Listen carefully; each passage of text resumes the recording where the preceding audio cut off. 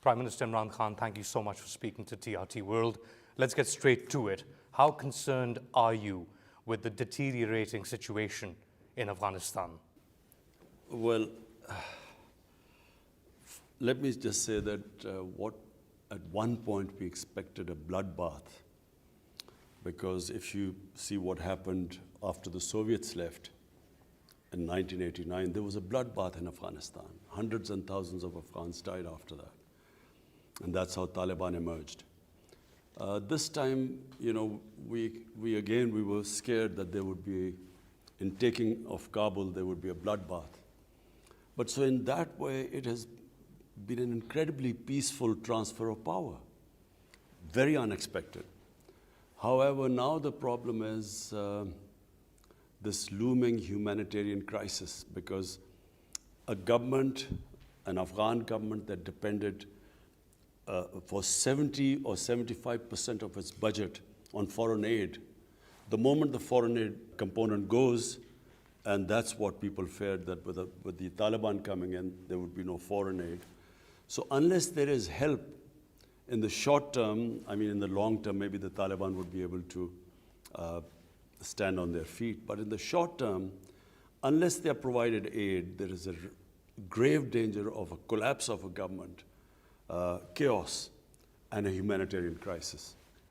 A lot of this depends on the international recognition of the Taliban government in Afghanistan. Is Pakistan going to recognize the Taliban government?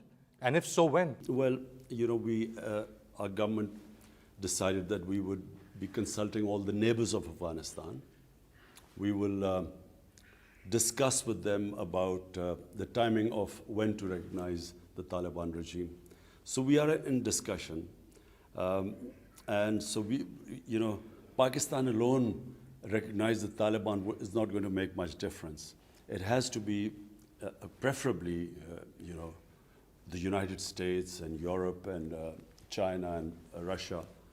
But if all the neighbors get together, who are going to be the most affected if there is chaos in Afghanistan, if we all get together and sort of form a joint policy when to recognize them, I think it would have more impact than simply Pakistan recognizing them. But it's a difficult position for Pakistan, because unless and until there is recognition of the Taliban government, humanitarian aid supplies, all the reserves that are frozen abroad for the Afghan government, they can't necessarily be released. The big question is, when is the United States going to recognize them? Do you expect the United States to recognize the Taliban government? Sooner or later, they'll have to. At the moment, as you can see in the Senate hearing, in the media, there is shock, confusion in the US. They are completely surprised by this outcome of, after 20 years, Taliban coming back again. And there is, at the moment, finding scapegoats. I feel very unfairly targeting President Biden. I think it's unfair, because what could he do? Whenever a date of exit was given, whenever, if 2 weeks before that exit date, the Afghan army collapsed and the president fled the country, the same thing would have happened. So, he was taken by complete surprise, and as was everyone else. But I think he's been very unfairly being targeted. And also they're trying to find scapegoats, one of them being Pakistan. And therefore, they're not in a rational mindset the way forward. But clearly, if the US does not defreeze their reserves, and the Afghan government collapses, and this goes into a chaotic situation, the biggest loser will be the people of Afghanistan. And the UN estimates that by next year, over 95% of the people will go below the poverty line. So therefore, they have to come up with a solution. They have to, sooner or later, think about the people of Afghanistan. And unless that happens, I'm afraid this limbo is, every day we are losing. The Afghan population is, the crisis is going to deepen. You were talking about finding scapegoats. There have been hearings held at the US Congress where US senators and lawmakers have been questioning the military high command as well as people from the Biden administration. And time and again, they single out Pakistan. They're calling for sanctioning Pakistan and say that Pakistan is complicit in the Taliban coming to power. You see, people like us who know the history of Afghanistan, and Afghanistan's history is very closely tied up to history of Pakistan, or what was then India. But the border adjoining the border with Afghanistan is, if you know the history of that, of the Pashtun people, because they're roughly half the population of Afghanistan is Pashtun. Double that, the number of Pashtuns live in Pakistan. And along the Afghan border, both sides are Pashtun tribes. So if you know the history, anyone who knew the history knew this would happen. So people like me who know the history, and I did a travel book also of our side of the Pashtun areas, Pashtun tribes. We knew this would happen. We knew that eventually there would not be a military solution because the people do not accept foreigners. They have resisted foreigners, especially if they are not Muslims.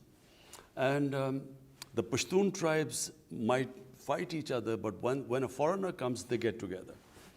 And then the second characteristic of a Pashtun is that they seek revenge. If there's someone is killed in their house, they will seek revenge. And to seek revenge, they will join the militants. So on this side of the border, exactly the same thing happened when we decided to become an ally of the US. Because the Taliban were Pashtun, sympathies for Taliban not because of the religious ideology, but because of the Pashtun nationalism. On our side of the border, we had for the first time the Pakistani Taliban. And they called us collaborators and started attacking us, which is the TTP, the Pakistani Taliban. Exactly the same thing happened on the other side. The more collateral damage, the more drone attacks or aerial bombing, the more night raids where people were humiliated or killed, the more the militant ranks swelled. So the Taliban movement grew over a period of time. And by 2008, I went to the US. I addressed the think tanks. I met Joe Biden as a senator. I met John Kerry as a senator. And I explained to them. But then I realized that they were clueless. The American public had no idea what was going on in Afghanistan. Hence, they are completely taken by surprise. They thought they had built a democratic government, that they had liberated their women. People in the US thought like that, and there were so few American casualties. So Afghanistan was, something which was not in their minds. So when this suddenly happened, they had been all taken by surprise. And therefore, you see this in Senate, the sort of questions being asked. They had no idea that this was happening. But believe me, in Pakistan, people who knew Afghanistan's history, Army Chief in 2010, General Kiani, went to meet President Obama. He explained to them that there will not be a military solution, that the moment you lead, the Afghan army will collapse. He told them that, look, you will leave a mess there, and we in Pakistan will suffer the consequences. But they had no idea. Some people say that this position of yours, now looking back in retrospect, is quite prescient. But they also accuse you because of the stand of being, they call you Taliban Khan. You see, it was this awful, arrogant, imperialistic attitude of the Americans under George Bush when he said, either you're with us or against us. After 9/11, this amazingly ridiculous statement, if you do not support our policies, you're against us. So therefore, if I did not agree with this military solution in Afghanistan, then I was pro-Taliban. And that's why they're all in a state of. Are you pro-Taliban? I'm anti-military solutions. I do not believe that the way to solve world's problems are using military means. I was against the Iraq war. If there's an objective analysis done about what has happened in Iraq, I even objected to my own country using military means, for instance, in East Pakistan, when we used military, to resolve the issue. I do not believe in military solutions. But in this case, I knew the subject much better than anyone in the US understood. So therefore, it was this amazing thing that, if you criticize the US policies, you were anti-American and you were pro-Taliban. And you didn't have to spend $2.5 trillion to get to that conclusion. Even I objected to Pakistan becoming involved in this war. We had nothing to do with 9/11. No Pakistani was involved.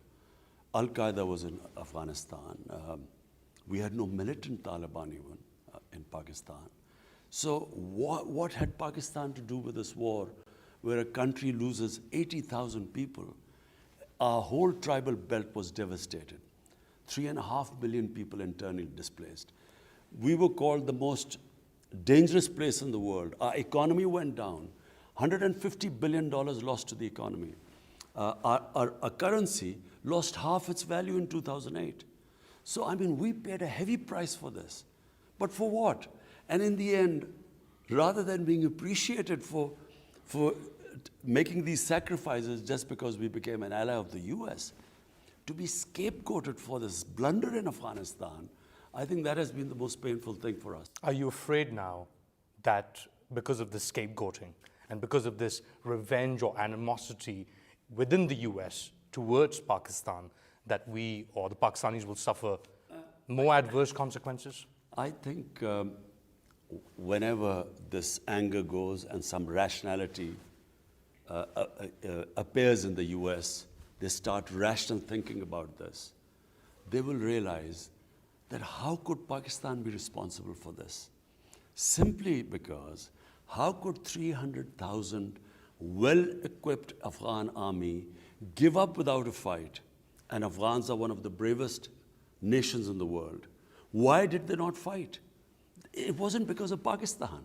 How could they give up to 60 to 70,000 lightly armed militia? If Pakistan was helping them, they appeared in Kabul on motorcycles without shoes. Compare them to the Afghan army. So if you do an analysis of why that happened, why did they not fight? The conclusion will be anything but Pakistan was responsible. The conclusion will be, number one, Afghans have always resisted foreign occupation. They're a very independent-minded people. They're basically a free nation, free-thinking people. Their culture is very democratic. So they do not accept foreign domination, number one. Number two, the way, I repeat, the night raids, the bombing from the air, you do not fight guerrilla warfare by bombing villages. So the collateral damage, then there was hatred against the Americans, and that hatred translated into more militancy, more people joining, and Taliban became a popular movement in the rural areas. So that was the reason why in the end they didn't win. It wasn't because of Pakistan. Now the Taliban is in power and Pakistan is left behind once again to deal with the fallout of a hasty US withdrawal. Recently, you wrote in a Washington Post opinion piece that the international community will want to see the inclusion of major ethnic groups in the Afghan government.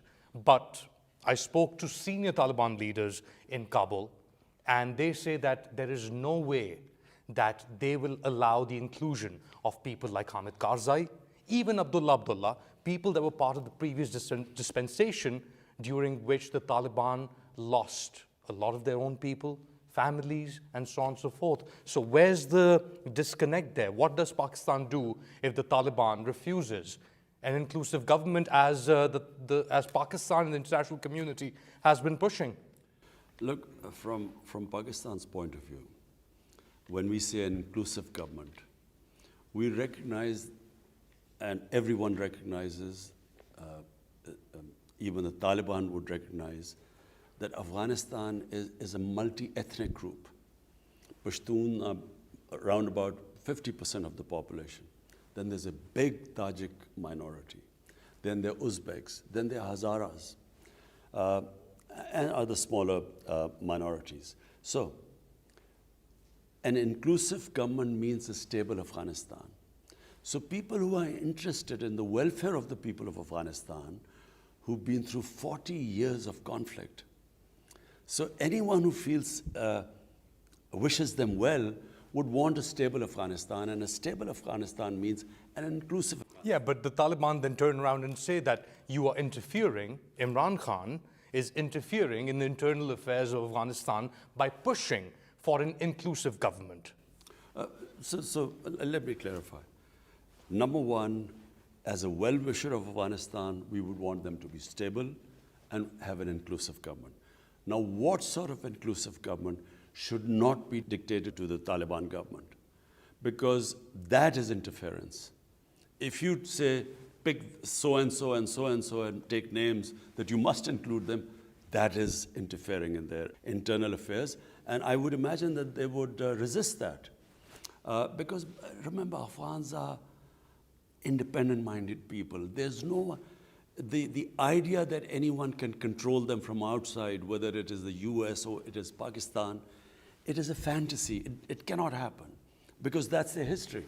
So we can just, as well-wishers, suggest that there should be inclusive government, which they too agree. What should not happen is they should be dictated that, look, includes A, B, and C, and that would be interference. It's a fractured society, Afghanistan. It's a fractured polity, especially with various different groups of the Taliban now inside the country, in Kabul, in power. They can't even communicate with themselves. Do you think they'll effectively be able to communicate what they want, where they stand, and where they want to take Afghanistan to the international community? Look, I think... And also tying in with Pakistan, because Pakistan, or the international perception is that Pakistan controls the levers of the Taliban. They control the Taliban. Look, again, people don't understand the Afghan character. You cannot control people of Afghanistan. And history as a guide, I mean, look at the history of Afghanistan and say, look at the history of the whole of India. You had one battle, and whoever won the battle controlled India. Afghanistan was never like that. As I repeat, it is a decentralized, democratic system. They are very democratic people. It's not a feudal system as it was in India, which is why it was easier to control India. And because the tribes, the Pashtun tribes, which are half of Afghanistan, and twice as many Pashtuns on this side, they resisted the British exactly for 80 years. The British controlled the whole of India, but the Pashtun areas, the tribal areas, there was resistance throughout the 80 years of British interaction with them. So therefore, Afghanistan cannot be controlled from outside. It is a very difficult situation which they are in. Anyone who takes power after 20 years of fighting, civil war, people think they have given a lot of sacrifices. So now to come into power and then even dealing with your own people, forget about including other people who were not part of the struggle. Even dealing with your own people, I would imagine, is a pretty difficult situation right now for Afghanistan, for the Taliban government. So therefore, if you're asking me what will happen, I don't know what will happen. I pray, that's all we can do. We pray that after 40 years, the people of Afghanistan would have peace and stability. But I don't know what will happen. How would you define the US-Pakistan relationship as of now? I think, well, we're talking with the US. We're constantly in touch with them. Our security, our head of intelligence is dealing with them. Our foreign minister is dealing with their foreign secretary. But the president hasn't called you up. No, he hasn't, but it doesn't have to be like that, I mean... Why is that? The the president or the heads of state, I mean, when they talk to each other, basically it's a formality because all the homework is done by people below. So it's not necessary. It's not necessary for the most powerful man in the world to call the Prime Minister of Pakistan, who is at this moment one of the most critical people as far as Afghanistan is concerned? You see, I repeat again, I think right now President Biden is under a lot of pressure because, You almost seem sympathetic. Sympathetic because, he is being criticized for the awful airport scenes. But, my contention is, how could he predict that 2 weeks before the exit, the president would flee the country and the Afghan army would collapse? We couldn't predict it. Taliban couldn't predict it. So how could he predict it? So therefore, those awful airport scenes, they have caused such a sort of incredible reaction in the American public. And of course, then Taliban taking over. So therefore, he's under severe criticism right now, which I have sympathy because, we sort of, in our position, when you are under a lot of public pressure and media pressure. So I guess, it's up to him. I mean, when he wants, he can talk. So there's a way forward still for US-Pakistan ties, despite what has happened or this animosity? Of course, I mean, the US-Pakistan ties have been, over 50, 60 years since Pakistan became part of SEATO and CENTO, and then in the Cold War we were with the US. Ties go up and down, you have your highs and lows. But I think on Afghanistan, it is critical that US now plays a part. Because, look, they were there for 20 years.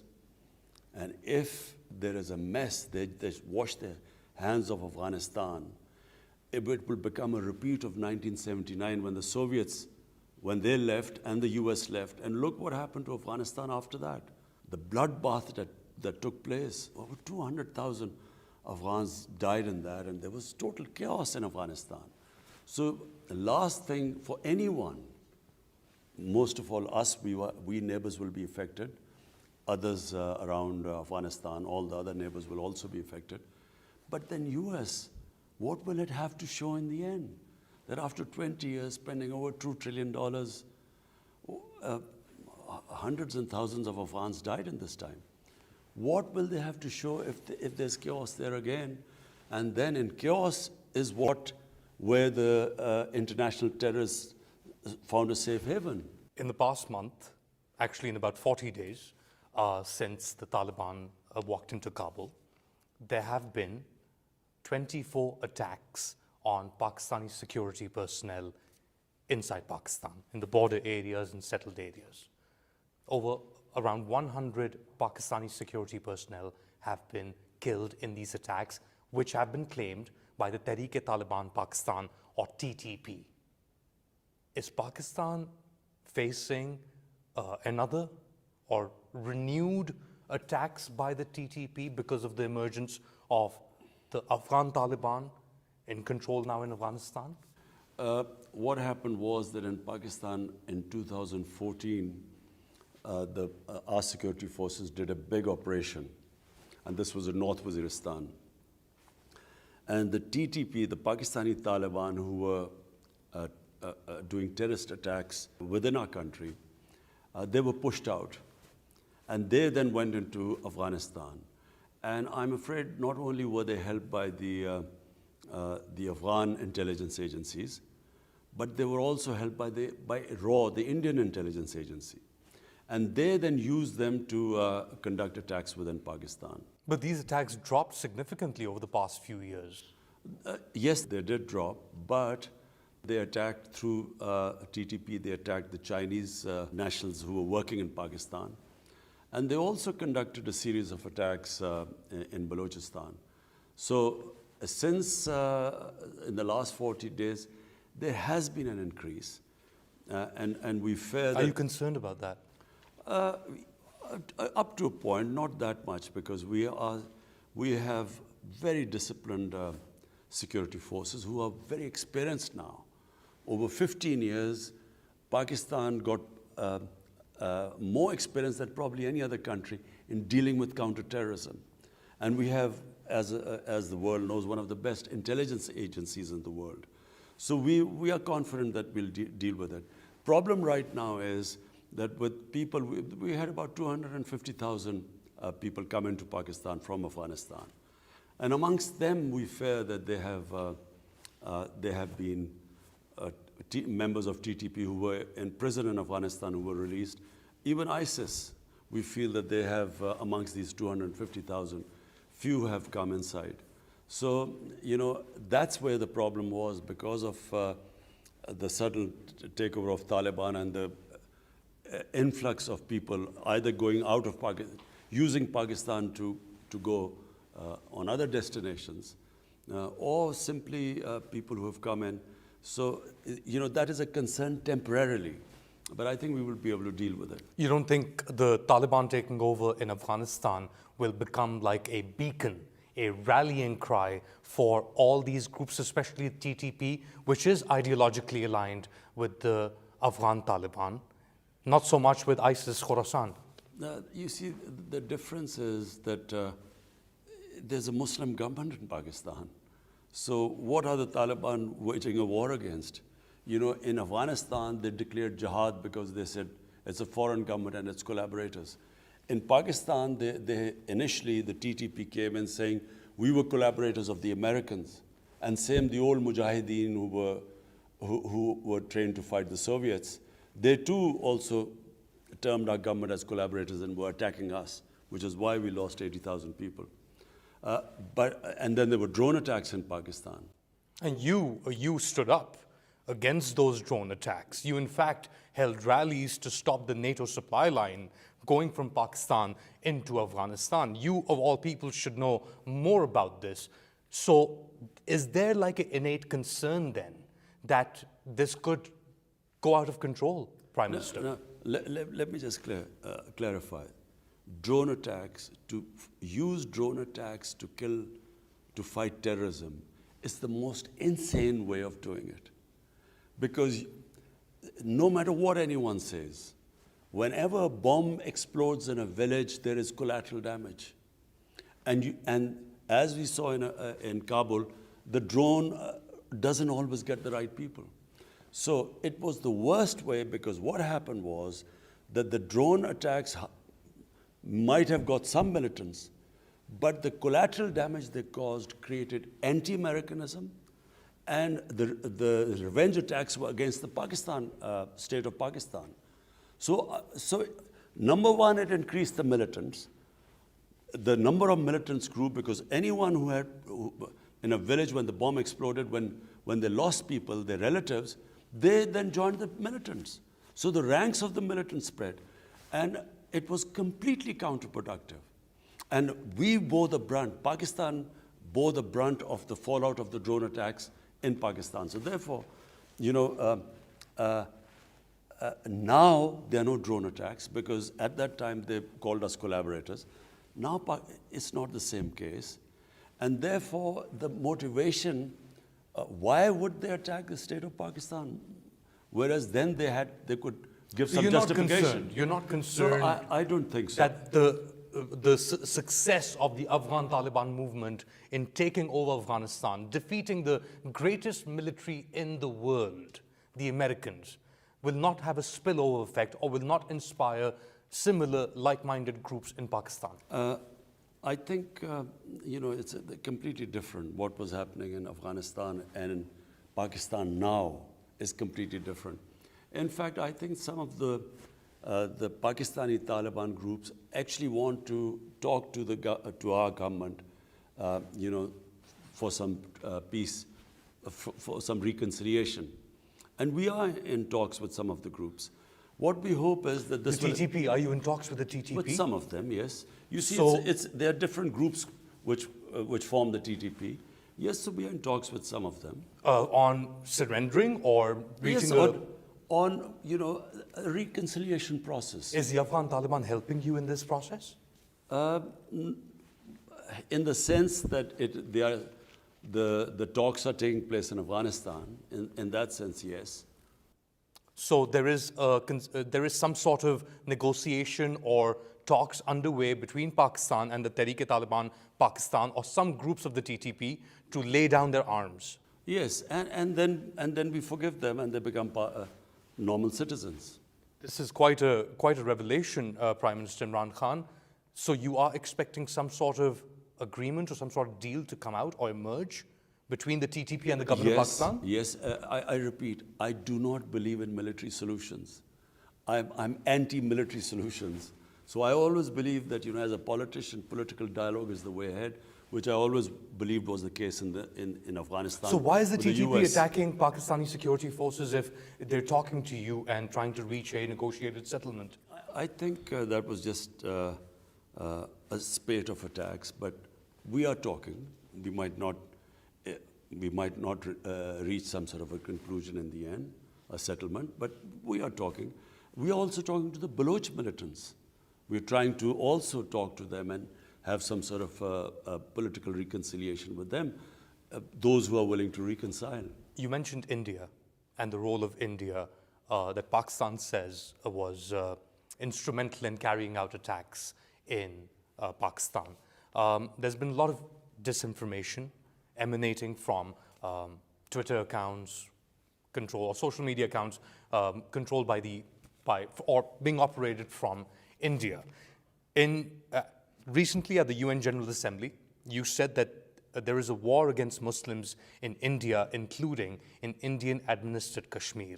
If this is the case, what can Pakistan do to raise this issue, to contain this war against Muslims in India, as you say it?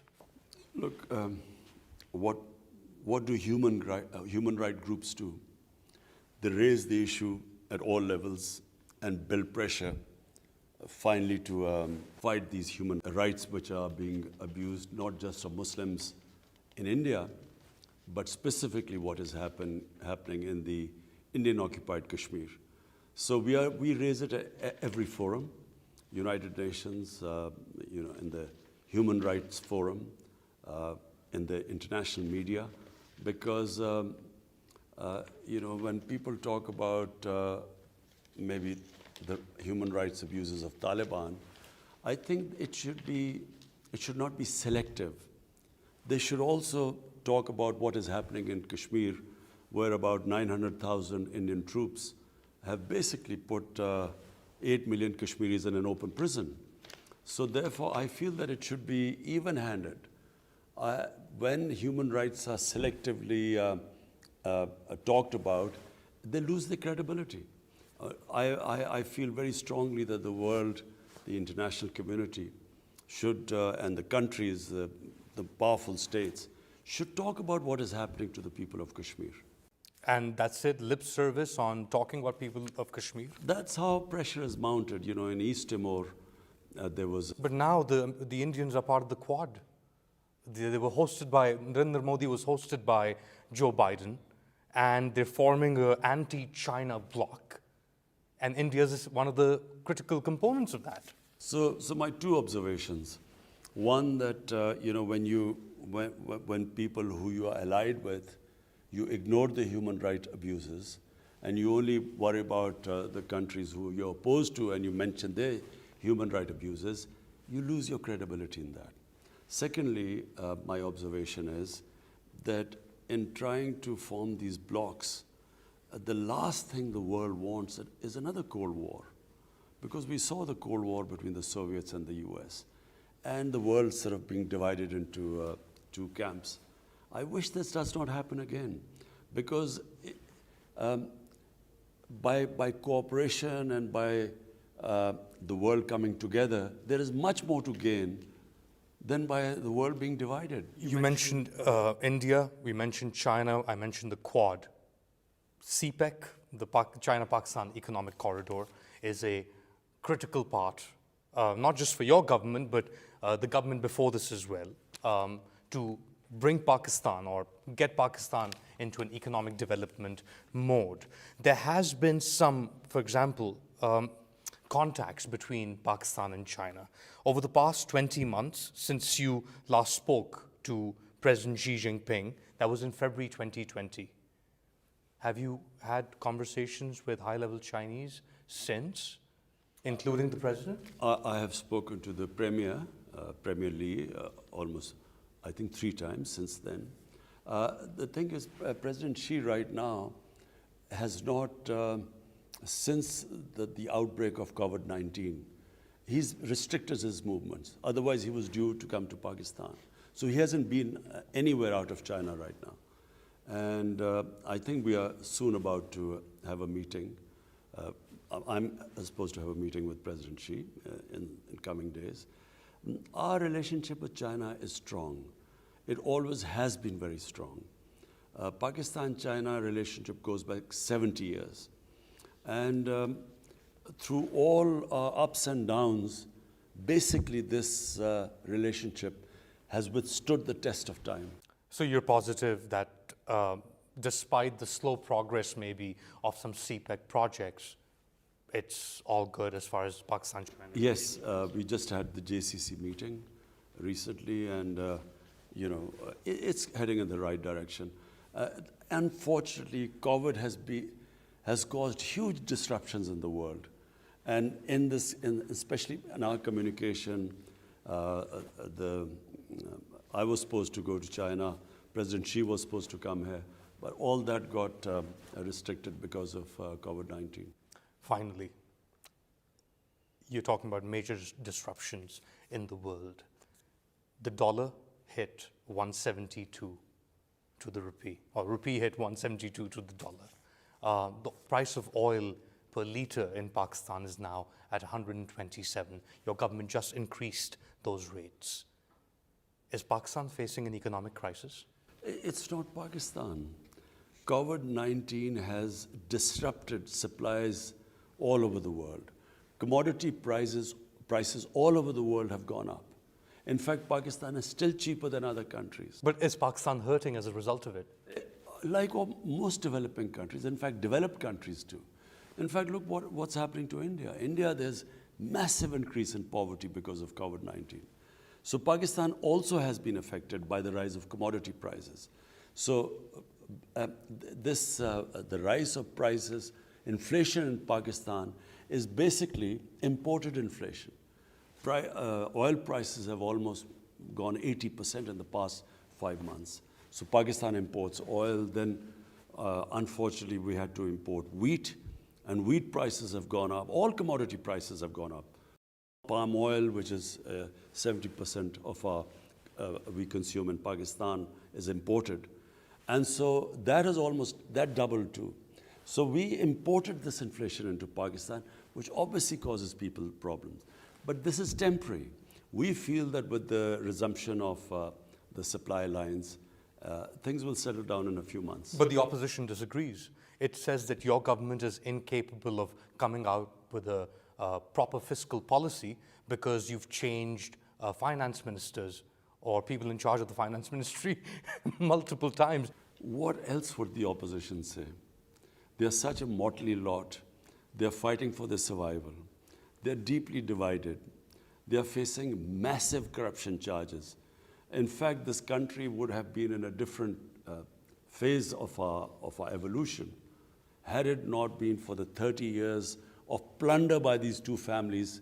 They're not political parties, they're family limited companies. They're just two families which plundered this country. And so they're in disarray right now. And therefore they pick on anything. They don't realize that this country coped with the COVID crisis better than almost any country in the world. We were in the top 4 or 5 countries which not only saved our people from COVID, but we also saved up people from the economic disaster, which when you shut down your economy, you create massive poverty. We are one of the few countries which navigated between the two. And mashallah, thanks to the Almighty, very successfully. So now they have to pick on things. I mean, that's the role of opposition. But I would imagine they're pretty desperate right now. Prime Minister Imran Khan, thank you so much. Thank you. Thank you.